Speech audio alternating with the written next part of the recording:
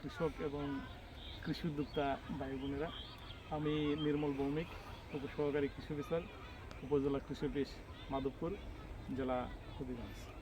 আজকে আমি যে জায়গায় আছি এটি আমাদের আন্দিউরা ইউনিয়নের আন্দিউরা ব্লকের দুর্গাপুর গ্রামে একজন তরুণ কৃষক ভাই বা কৃষক উদ্যোক্তা। প্রথমে আমরা তার পরিচয়টা জানব। ভাই, আপনার নাম? উজ্জ্বল সরকার। উজ্জ্বল সরকার। আপনার প্রধান পেশা কি? কৃষিকাজ। কৃষিকাজ। আপনার স্টুডেন্ট আছি বর্তমানে, আর পাশাপাশি পড়াশোনার পাশাপাশি কৃষিকাজের সাথে জড়িত। তো আপনার এই যে কৃষিকাজ করাটা, এটার আবেগ বা অনুভূতিটা কি?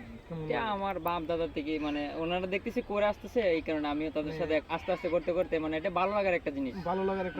বাবা দাদার সাথে করতে করতে একটা ভালো লাগার জিনিস এই হিসেবে মানে পড়াশোনার পাশাপাশি নিজের জমিতে কৃষিকাজ করতে নিজস্ব জমি। সুপ্রিয় কৃষক এবং কৃষিপ্রেমী ভাই বোনেরা, দেখুন আমাদের দেশের যে তরুণ উদ্যোক্তারা আছে তারা কিন্তু আমাদের দেশের একটা গ্রেট অ্যাসেট। ওনারা যে পড়াশোনার পাশাপাশি কৃষিকাজের প্রতি বা কৃষিকাজের সাথে সম্পৃক্ত, এটা আমাদের দেশের কিন্তু একটা অন্যতম সম্ভাবনার দিক। তো আজকে আমরা যে জায়গাতে দাঁড়িয়ে আছি এটি আমাদের একটি ফুলকপির প্রদর্শনী জমিতে বা প্রদর্শনী প্লটে।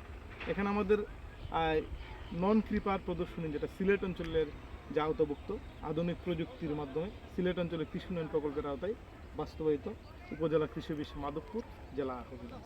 তো আজকে যে জায়গায় দাঁড়িয়েছি ফুলকপি জমিতে, এই ফুলকপির জাত হচ্ছে হোয়াইট মাস্টার। এখানে 33 শতক জমিতে ফুলকপি চাষ করেছে। তো আমি যে দিকগুলো তুলে ধরবো, আমাদের এখন যে বাজারে ফুলকপির দামটা অনেকটা কম।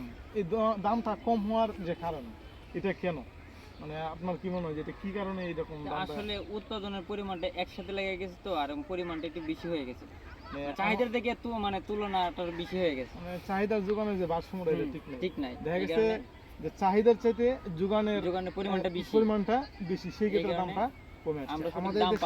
আমাদের দেশে যে সমস্যা, আমাদের অধিকাংশ কৃষকের যে কাজটা করে, মানে তারা একজনকে অনুসরণ করে আরেকজনের, দেখা গেছে আমি ফুলকপি করছি, পাশের জমিতে ফুলকপি করে, এভাবে কিন্তু দামটা কম হয়। কারণ সবাই যখন এট এ টাইম এই সবজিগুলা করে, সেই ক্ষেত্রে এটা চাহিদাটা বা যোগানটা বেশি থাকে, তখন চাহিদার তুলনায় যোগানটা যখন বেশি থাকে, দামটা বাজারে কম পাওয়া যায়। এটা যদি এট এ টাইম না করে আমরা যদি ভিন্ন ভিন্ন সময়ে করি, যদি 10 দিন বা 15 দিন আগ পিছও করতে পারি, তাহলে কিন্তু আমাদের একটা বাজারে ব্যবধান বা একটা চাহিদা ভারসাম্য যেটা, এটা ঠিক থাকবে। তো আমাদের যে ফুলকপির দামটা কম, এখন কম হওয়ার কারণটা কিন্তু এটাই, মূল কারণটা এটাই, চাহিদা এবং যোগানের যে ভারসাম্যহীনতা, এটার জন্য মূলত কম হয়। তো দেখেন, এই ফুলকপিটা আমাদের যে দেহের জন্য অত্যন্ত গুরুত্বপূর্ণ একটা বা পুষ্টি সমৃদ্ধ একটা সবজি। এই সবজিটা আমাদের দেহে যে লিভারে যে ডিটক্সিফিকেশন আছে, এটা দূর করার জন্য কিন্তু এই ফুলকপির চাহিদা আছে।